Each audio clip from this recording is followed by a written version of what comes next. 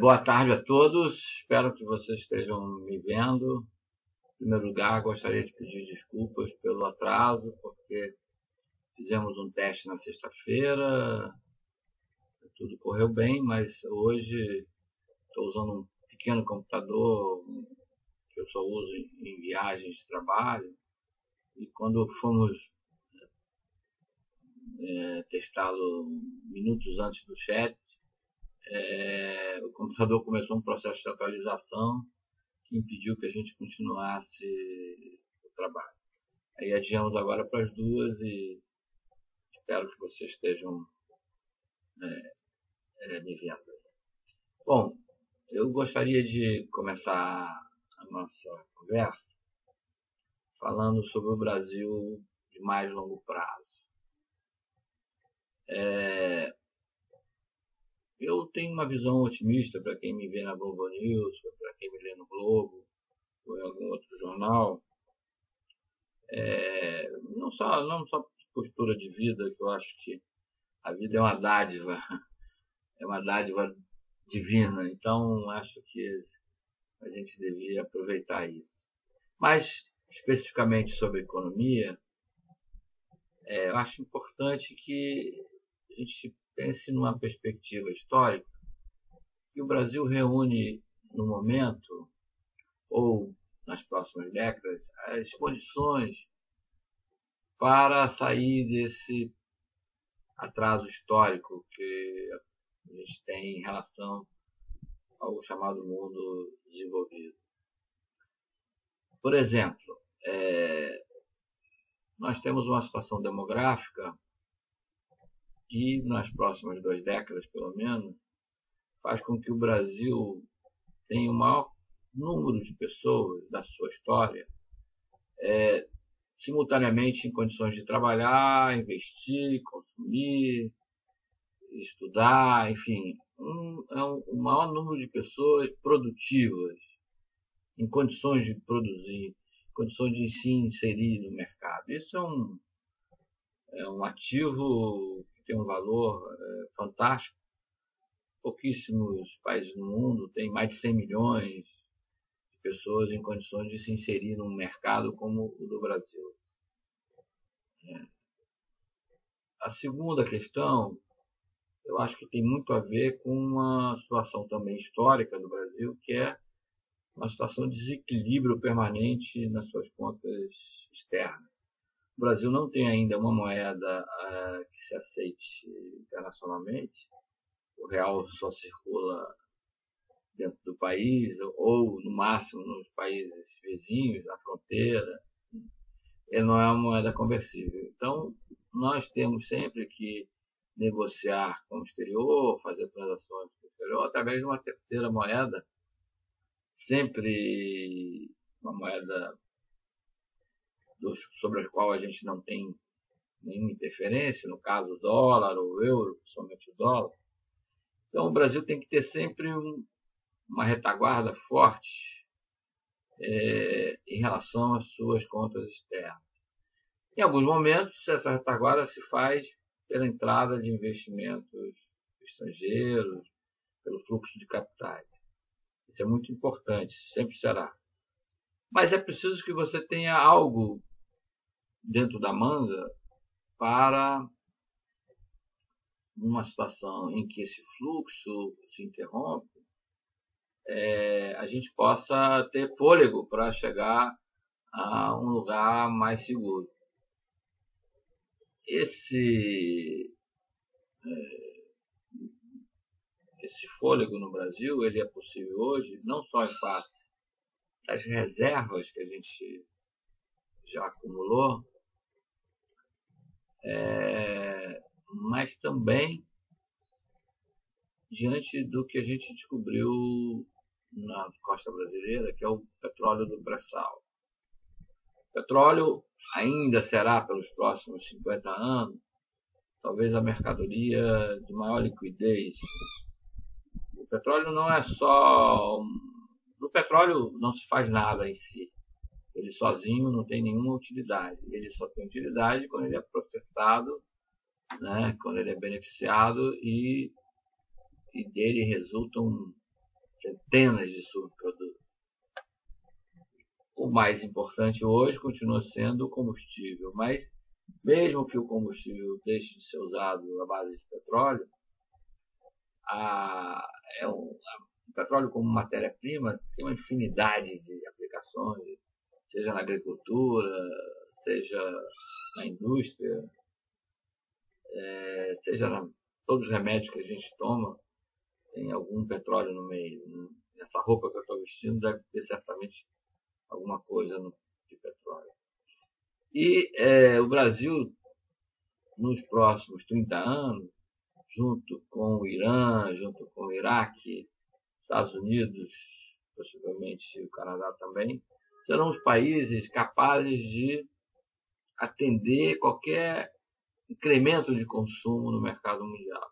Então a gente vai ter uma posição muito privilegiada em relação às nossas contas externas, porque a gente tem um produto que, chamado de ouro negro, de certa forma E isso vai nos dar uma retaguarda enorme para prosseguir em processo de transformação. O Brasil também passou por um processo tanto de transição demográfica como de transição de uma economia rural. Não tem muito tempo, 40 anos talvez, o Brasil ainda dependia do café. Hoje ele tem uma economia diversificada e, inclusive, diversificada regionalmente. Hoje o Centro-Oeste é a região do país que mais produz grão, parelhando com o sul do Brasil, que sempre foi a região tradicional. A gente tem polos da indústria automobilística no Rio Grande do Sul, São Paulo, Paraná, Rio de Janeiro, Minas, Bahia e agora também Pernambuco. Enfim, o Brasil já tem uma diversificação econômica que faz com que as coisas geralmente nos surpreendam em relação aos seus próprios números. Qual é o grande problema do Brasil hoje? Sem dúvida é a nossa perda de competitividade por causa de não só de fatores específicos, como carga tributária inadequada, como deficiências de educação, mão de obra com baixa produtividade, etc. Mas acho que o fundamental para a economia seria melhorar muito a nossa infraestrutura de transportes e logística, principalmente.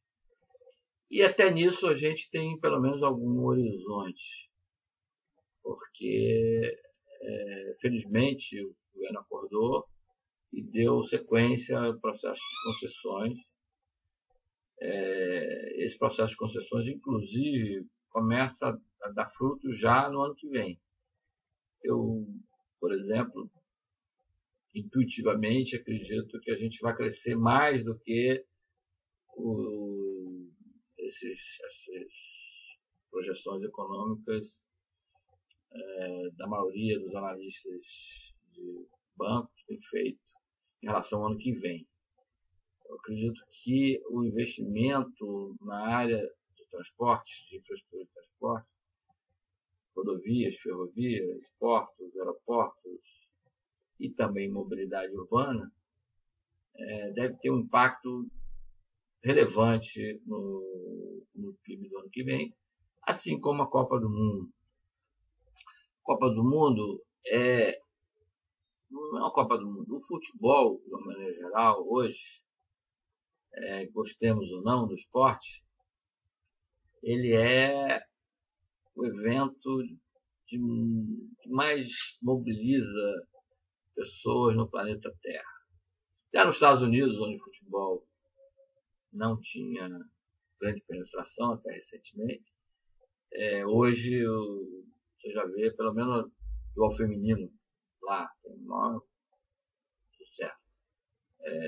Entre o grupo de turistas estrangeiros que virá ao Brasil durante a Copa, os que mais se destacam são os americanos, né? Estão entre os americanos. mais americanos virão provavelmente que argentinos, porque eles conseguiram reservar entradas para os jogos. Então a Copa do Mundo vai dar uma exposição sobre o Brasil nos próximos anos. Começa agora e se estenderá, porque em seguida também virá a Olimpíada, e fará com que o Brasil seja uma vitrine, talvez exótica, uma vitrine exótica, para o resto do mundo. É a oportunidade de a gente vender mais do que sandálias havaianas, como um produto brasileiro, por exemplo. Isso vai mostrar o Brasil no que ele tem de bom e no que ele tem também de ruim, é claro. Mas seja lá o que for, a gente tem a oportunidade talvez de aumentar o nosso número de turistas de 6 para 10 milhões de pessoas por ano. Não só dos países vizinhos, a tendência é que os países vizinhos argentinos, chilenos, colombianos sejam realmente a maior parte dos turistas, porque estamos a 13 horas de voo dos principais destinos da Europa, né? 36 horas da Ásia. Então, vir ao Brasil é sempre um sacrifício do turista, ele tem que querer muito vir aqui. Bom, mas de qualquer forma, as tendências de médio prazo são positivas para o país. A gente tem dificuldades no curtíssimo prazo, isso faz parte da economia. O desenvolvimento é sempre uma coisa desequilibrada, né? O economista sonha no equilíbrio, mas a gente vive, na verdade, em permanente desequilíbrio. E no caso do Brasil, temos também uma situação de muita desarmonia, né? Outro dia eu vi uma estatística que eu fiquei surpreso. O mercado de sorvetes cresce 15% ao ano. Ora, continuamos com o mesmo calor, enfim, não há nada assim que justifique, de repente, esse mercado crescer a um ritmo tão grande. Claro que houve incremento de renda, chamada classe C se multiplicou, mas nenhum economista conseguiria, talvez, prever um crescimento de 15% ao ano num mercado específico. O mercado de sabonete cresceu 16%, enfim, quando o país, na média, cresce 2%, 2,5%. O que justifica isso? Mais pessoas estão tomando banho? Claro que não, né? Evidentemente que havia um subconsumo desse tipo de produto. E o que leva, de repente, esse um segmento ou outro se destacar? Esse que é o desafio, né? Em termos de investimento, isso torna o mercado financeiro, o mercado de capitais, algo sempre desafiador, no sentido da gente identificar que segmentos, de repente, vão ter esse desempenho. Isso pode se refletir nos preços dos seus ativos, na valorização dos ativos e gerar um retorno muito grande para o investidor. Eu estou falando aqui já há 14 minutos, eu não sei se alguns de vocês têm alguma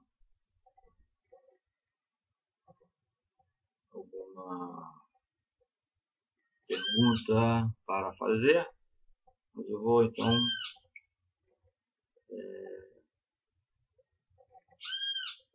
olhando aqui para ver se tem alguma pergunta.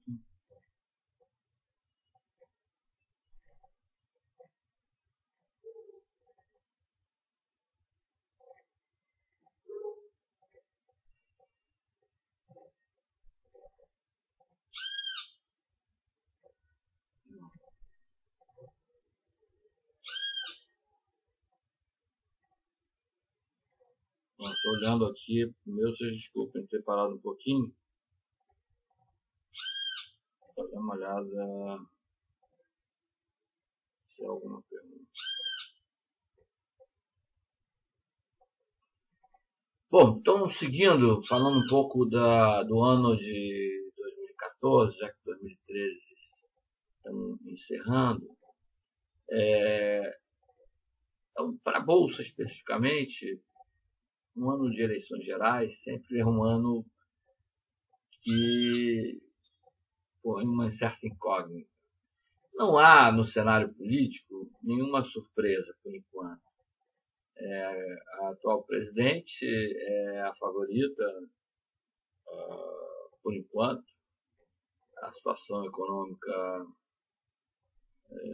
se mantida como tal a favorece, porque não há perspectiva de desemprego, também não há perspectiva de grande aumento salarial no ano que vem, mas tudo leva a crer que a inflação pode até recuar um pouco para a faixa aí de 5%. Isso também favorecer. Por outro lado, na oposição, nós temos uma oposição não muito raivosa, né? Uma oposição, dois candidatos se apresentam, o Aécio Neves pelo PSDB, que também já é uma proposta conhecida, porque o PSDB com Fernando Henrique governou o país durante 8 anos, e o outro é o Eduardo Campos, que é uma novidade no cenário, porque é um governador muito bem sucedido. Pernambuco é um estado hoje que vem se destacando depois de décadas de estagnação. Mas o Porto Suape, a refinaria ali em Suape, Abreu e Lima, o estaleiro EAS, enfim, é um estado que não produz petróleo, mas tem se beneficiado muito, por exemplo, das encomendas do setor de petróleo. Ele é uma novidade, é uma nova geração, vem em parceria agora com a Marina Silva, que consegue atrair um eleitorado jovem, esperançoso, mas fundamentalmente é uma novidade. Não se sabe do que será essa aliança. Mas não chega a ser algo que abale o mercado em si, né? O mercado não vê nessa alternativa ainda uma possibilidade de ruptura das questões econômicas básicas, né? Claro que será uma visão possível. Eduardo Campos a ser o vencedor das eleições, a gente espera mudanças, mas não uma ruptura em relação ao que tem sido feito. O mercado não gosta dessas mudanças radicais, embora sempre no próprio mercado financeiro a gente veja o discurso das reformas. As reformas não significam ruptura, uma revolução, significam aperfeiçoamentos, mudanças em avanço. Então, no cenário político, não há como, há 8 anos atrás, por exemplo, uma situação, ou há 12 anos atrás, uma situação em que o mercado pode ficar altamente nervoso. Mas eu sempre mando botar no seu modelo ali uma interrogação grande, porque uma das características dos mercados modernos hoje é esse comportamento que talvez os psicólogos, ou antropólogos ou sociólogos consigam explicar mais do que os economistas. Essa situação de medo ou que se alterna com a situação, às vezes, de extremo coragem de investimento. Quer dizer, a gente alterna pânico, medo com audácia. E a eleição, ela mexe com isso. A gente não sabe exatamente como a manada pode se comportar, se na fase audaciosa ou se vai para uma vertente mais do pânico ou do medo. Então é sempre um ano em que pode ser tema de surpresa. No mercado de renda fixa, certamente a gente vai ter que conviver com taxas de juros mais elevadas, sejam nominais ou reais. A inflação teve um comportamento... Aliás, não é uma questão só conjuntural, acho que é uma questão estrutural. O Brasil, mais de 100 anos, tenta se livrar do processo inflacionário. A gente nunca teve uma inflação que se aproximasse do que a gente vê no chamado primeiro mundo. O real foi um grande avanço, permitiu que pusessem em ordem as finanças públicas, mas nós temos uma desigualdade social e tudo, até uma desigualdade regional, que a tentativa desse ajuste de reduzir essa desigualdade sempre é uma fricção nos preços, nas demandas, nas ofertas, e é muito difícil que a gente consiga ter uma inflação muito baixa. Então, a alternativa a essa situação é sempre você manter uma taxa de juros além do que seria aceitável para uma economia. Esse é um fator que eu também acho que é desequilíbrio estrutural da economia brasileira. A gente não consegue ter uma taxa de juros que seja compatível com a dos nossos concorrentes. Então, é mais um fator que contribui para a nossa perda de competitividade no seu conjunto. Mas, do ponto de vista do investidor, pode ser também uma oportunidade de recuperação de receitas, né, de rendimentos que muita gente perdeu ao longo de 2013. Viu pela primeira vez em muitos anos fundos de previdência privada encolherem, né, porque estavam lastreados em títulos do Tesouro que, marcados a mercado, tiveram uma forte desvalorização. Em 2014, eu não acredito que o fundo de renda fixa ou de outros papéis, mesmo privados, venham sofrer perdas semelhantes às de 2013. Ao contrário. Então, o mercado de renda fixa provavelmente será um mercado positivo para o investidor, e é sempre bom a gente ter opções. Não, o mercado de renda fixa sempre compete com a bolsa, sempre prejudica a bolsa. Não vejo isso. Eu acho que uma coisa se complementa a outra. Quando o mercado de renda fixa está muito bom, mesmo assim, a gente sempre vai ter que buscar alguma diversificação na renda variável, nem que seja uma percentagem pequena da carteira, 10%, por exemplo. Então, se você está estimulado a investir mais, mesmo que a sua parcela de renda variável seja um pequeno percentual da sua carteira, se você aumenta o bolo, aumenta também a fatia destinada à renda variável, embora percentualmente seja a mesma.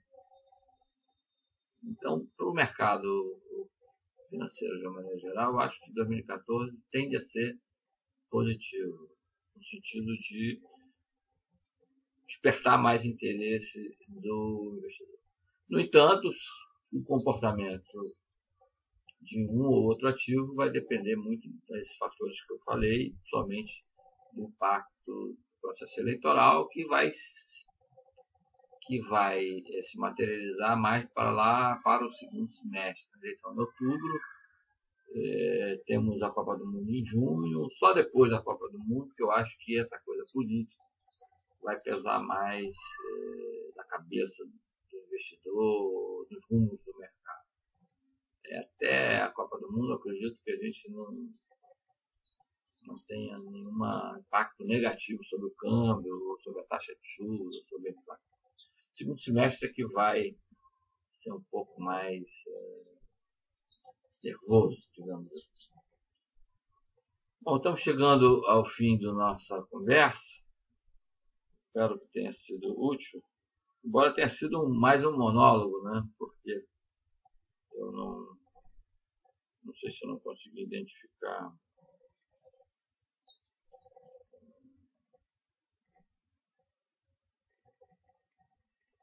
alguma pergunta mais específica.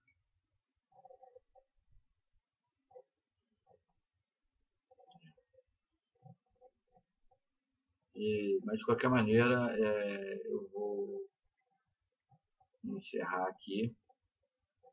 E espero ter sido útil. Foi um prazer participar da Investmania. Queria agradecer pessoalmente a equipe da Investmania pela colaboração que me deu aqui para a gente instalar o software e iniciar esse trabalho. Um pouquinho de mão de obra, eles tiveram muita paciência. Até uma outra vez, foi um prazer. Me vejam lá na Globo News. Espero que leiam o que eu escrevo, seja na internet ou seja no papel impresso. E boa tarde a todos. Eu desejo também um feliz ano novo. Bom Natal para todo mundo. Bom, desculpe mais uma vez. Agora sim achamos as perguntas. Tem FabMec. Em termos estruturais, como o senhor considera o legado para a próxima administração? Bom, eu vou confessar a vocês que esses cabelos brancos que vocês estão vendo me fizeram a ser uma pessoa muito pragmática em relação à política. A política é fundamental na vida das pessoas, porque ela dá. O Estado é o maior agente econômico em qualquer economia. A economia americana, mais liberal do mundo, o Estado é o principal agente econômico. Então, a gente eleger um bom governo sempre ajuda a economia. Mas eu não tenho ilusões em relação à política. Eu vejo a política sempre com essa visão mais pragmática. O que é que ela pode ajudar a economia ou não? Eu não me esforço para não ter paixões em relação a isso. Nesse sentido, eu acho que o governo Dilma, por exemplo, que perdeu, acho, oportunidades boas, embora o mundo tivesse numa crise terrível, mas acho que se a gente tivesse começado as concessões na área de transporte já no início da administração, se não tivéssemos paralisado os leilões de petróleo, nós estaríamos talvez hoje colhendo mais frutos. Mas seja o que for, acho que o principal legado hoje da Dilma para a próxima administração, que pode ser dela mesma, é exatamente de ter destravado essas licitações. Isso vai mobilizar um valor, pode chegar a 200 bilhões de reais, por exemplo, em investimentos no setor de transporte. Se esses investimentos de fato se materializarem, e devem se materializar porque eles estão previstos em contrato, o concessionário que não realizar esse investimento será punido, ele pode perder até a concessão.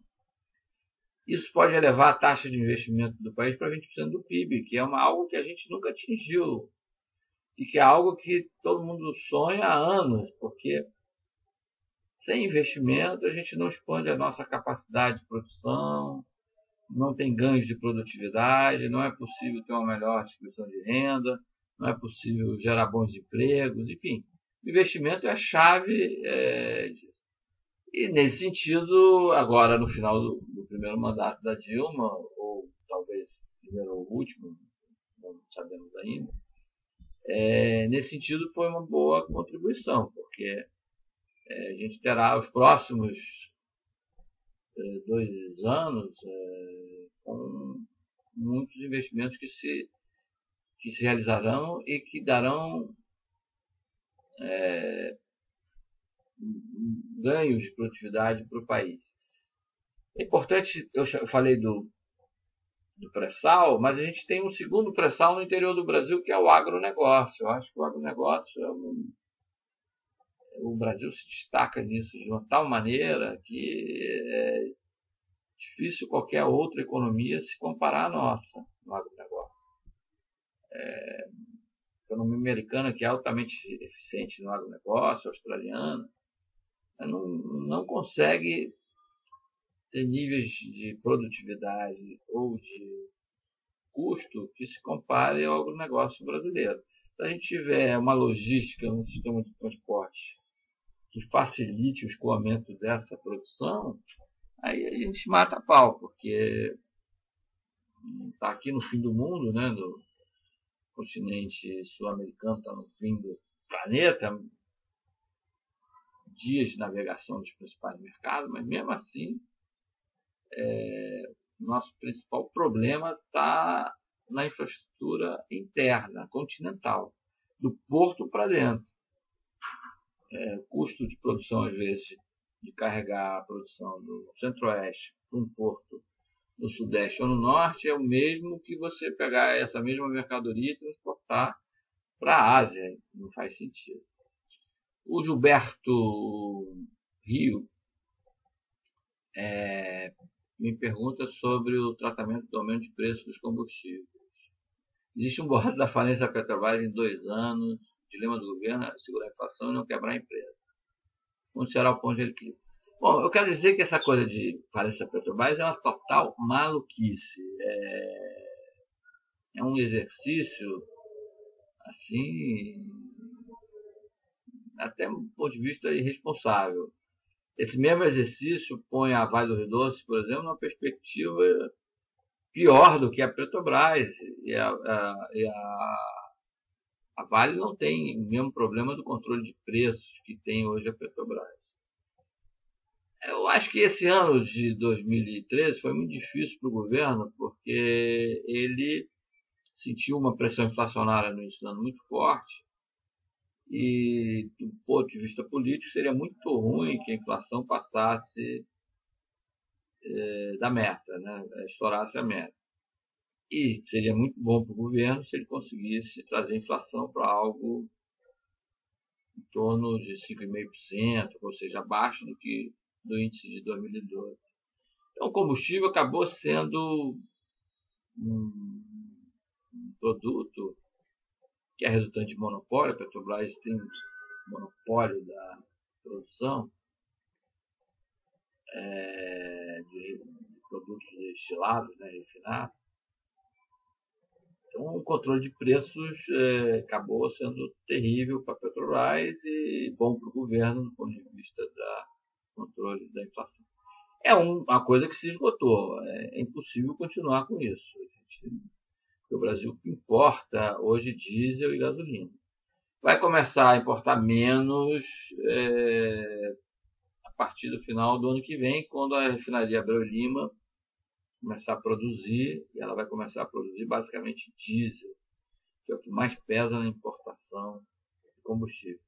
Então, esse equacionamento preço externo, preço interno, inflação, vai ficar mais fácil ao longo de 2014, principalmente no fim de 2014, quando a Abreu e Lima começar a produzir. Em 2015, a gente tem também a produção do Comperj, 2016, 2015. Então, perspectiva de solução para o preço dos combustíveis, nem que seja no prazo de 2 anos. Né? Então, essa história que a Petrobras vai quebrar em 2 anos não faz o menor sentido. Ainda mais que a produção dela vai dar um salto fantástico. Até 2016, ela praticamente passa a produzir 4 milhões de barris por dia. Hoje ela produz 2. Ela dobra a produção. Isso, como eu falei, é um pouco ouro negro. Então, mesmo que ela não produza produtos refinados, ela tem condição de vender isso no mercado internacional com uma margem de lucro incrível. Eu queria dar um exemplo do pré-sal. O campo de Lula, que está em produção, os postos lá têm uma produtividade semelhante aos postos da Arábia Saudita. Mais de 20 mil barris por dia. Isso é muito acima da média brasileira. Eu acredito que só tem um poço ou dois no Brasil que tem a mesma produtividade que é no campo de Marlim, na Bacia de Campos. Então, o pré-sal é, de fato, uma carta na manga.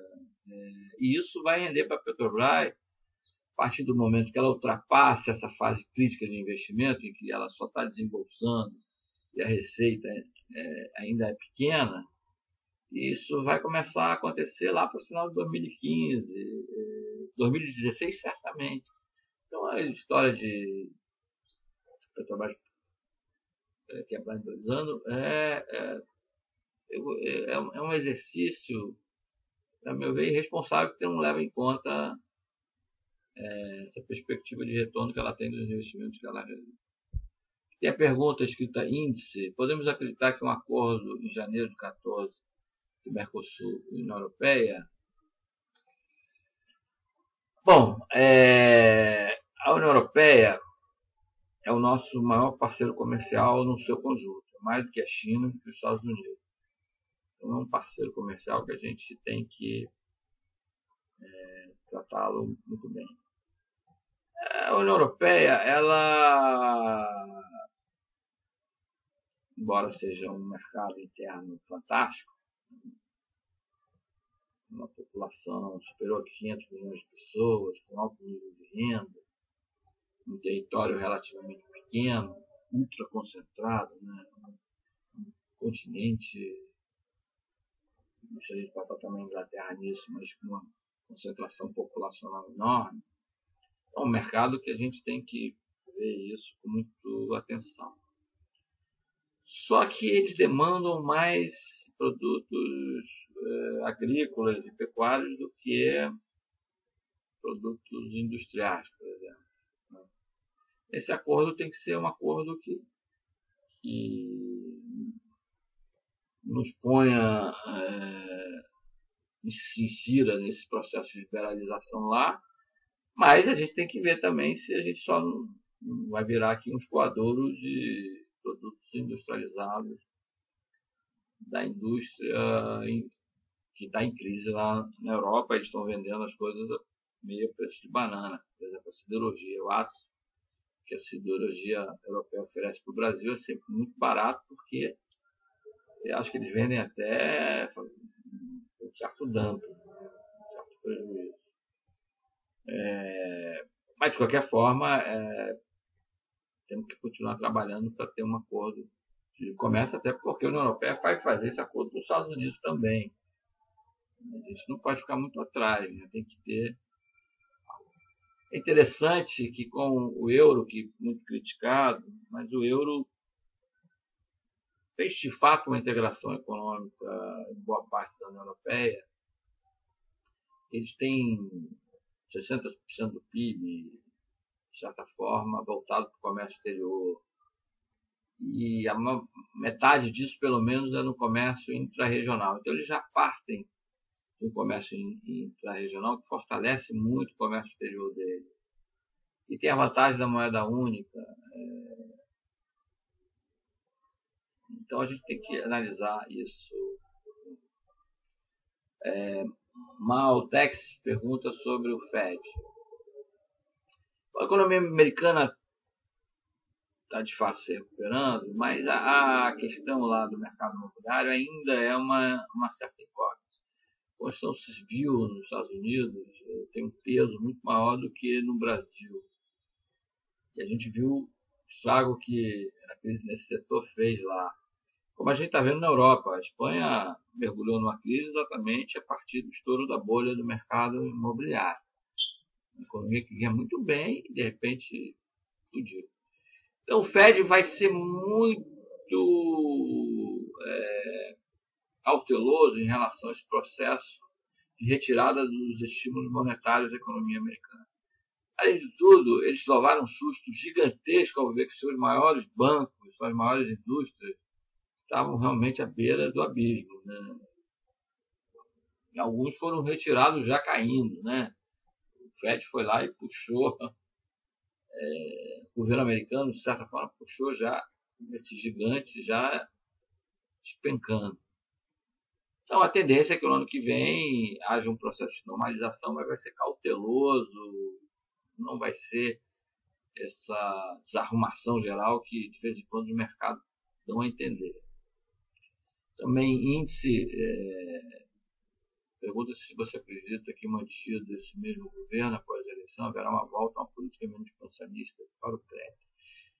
Eu acho que é o seguinte, o Brasil tinha, o crédito era quase ridículo aqui. Pra gente ter ideia, o crédito imobiliário representava 2% do PIB. Um país que tem uma demanda reprimida para habitação, déficit habitacional de 5 milhões de residências, ter 2% do seu PIB em crédito imobiliário é quase inexplicável. Então tivemos um crescimento, ele dobrou, mas passou o quê? 4% do PIB, talvez chegue a 6% do PIB, ainda é um índice muito baixo. Então foi natural que no momento que o crédito se normalizou, as taxas de juros caíram para um nível insatisfatório ainda, mais próximo do que seria aceitável, que o crédito tivesse esse grande crescimento. Eu não vejo como uma bolha, mas um grande crescimento. Acho que a partir de agora a tendência, inclusive que a taxa de juros vai se manter relativamente alta no ano que vem, que haja um crescimento mais moderado do crédito. Tem aqui alguém elogiando minha participação no Globo News, no Jornal das 6, que eu estou participando agora. Eu vou lá, geralmente entre 10 para as 7, 7 e 10, me vejam lá no canal 40, para quem a maioria da Globo News está sintonizando no canal 40, em outros, dependendo da operadora, em outro canal. André Yoshida, na sua opinião, quais são os setores que vão destacar em 2014? O setor elétrico pode se recuperar? Bom, o setor elétrico. Olha, o setor elétrico é base de... Sem energia a gente não faz nada. Sem energia elétrica é muito menos. Mas é uma situação complicada porque houve um momento agora de renovação das concessões. Isso eu acho que não foi bem conduzido pelo governo. Acho que talvez a gente tivesse chegado ao mesmo resultado, com menos impacto financeiro negativo nas empresas que tinham essas concessões. Bom, mas isso são águas passadas, e olhando para frente, a gente vê, por exemplo, que a Eletrobras vai ter um incremento de receita da ordem de pelo menos 20% no ano que vem, e deve ter um impacto nos cortes de custos da ordem de 30%. Então, só a Eletrobras vai ter um impacto na sua receita da ordem de 50% em 2014. Eu espero que isso se reflita positivamente nos balanços. As empresas privadas do setor elétrico, elas estão andando basicamente fora desse processo de renovação. As concessões delas já foram feitas sob novas regras e vão ser renovadas dentro de muito tempo ainda. O setor elétrico, eu espero uma recuperação, mas eu olharia para ele ainda com certa cautela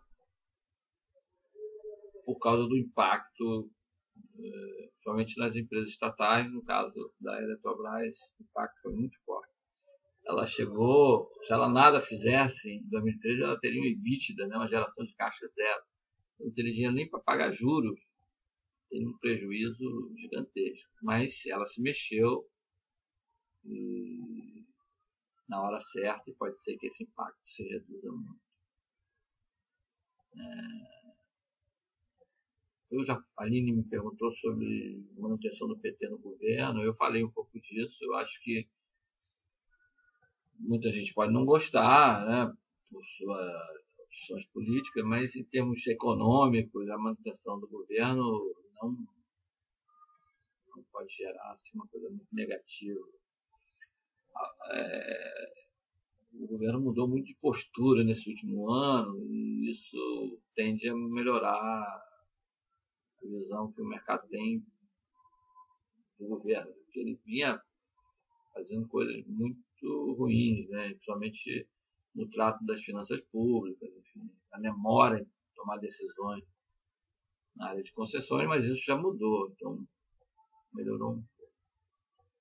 O índice pergunta minha visão para a Europa, para os Estados Unidos. A Europa se recuperando muito devagar ainda, exceto a Alemanha, exceto parte da França, norte da Europa também, Inglaterra também melhorando, mas ainda tende o sul, principalmente o sul da Europa, Itália, Espanha, Portugal, Grécia, enfim, ainda caminhando muito devagar. Estados Unidos recuperando lentamente. Só que quando a economia americana cresce 2%, é aquele gigante, significa uma melhora substancial. O desemprego nos Estados Unidos ainda é elevado, mas a gente já percebe o seguinte, tem um indicador, que, no caso da economia americana, a gente deve acompanhar, que é o número de meses que as pessoas ficam desempregadas. Esse número chegou a ser de 1 ano, caiu hoje para 6 meses, 9 meses, depois caiu para 6 meses. Então, as condições do mercado de trabalho nos Estados Unidos estão melhorando significativamente. O mercado de trabalho americano, quem dera a gente pudesse ter tanta flexibilidade aqui também. Ele é muito ágil na recuperação e também, quando há uma situação negativa, ele também responde negativamente rápido também. Sobre a taxa de juros, você acredita na alta? Não, eu acredito que ela deve se manter acima de 10%, mas não vai crescer, ela não vai subir, ela já está num patamar que eu acho que é arriscado, patamar que, se subir um pouco mais, aqueles potenciais, os private equity, os fundos que investem em infraestrutura, tendem a se retrair e esperar uma situação de mais normalidade. Porque a renda fixa começa a competir com esses investimentos de horizonte de mais longo prazo. O curto prazo começa a criar problemas no investimento de médio e longo prazo.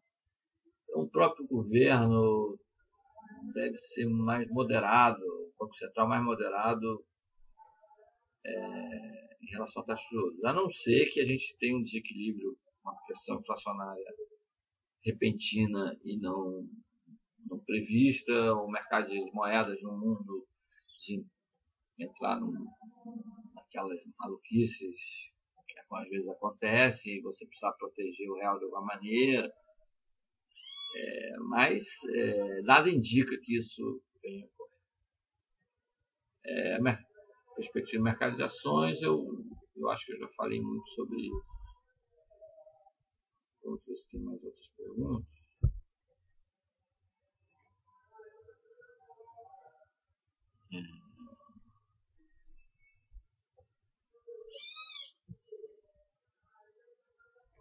Um minutinho só que eu vou perguntas.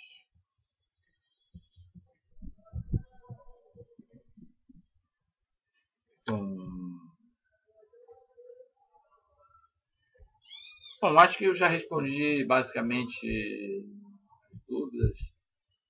Eu também, infelizmente, estou com outros compromissos. Eu queria agradecer a vocês e espero que tenha sido útil para todos. Boa tarde. E reiterar meus desejos de feliz ano novo, um bom Natal para todos.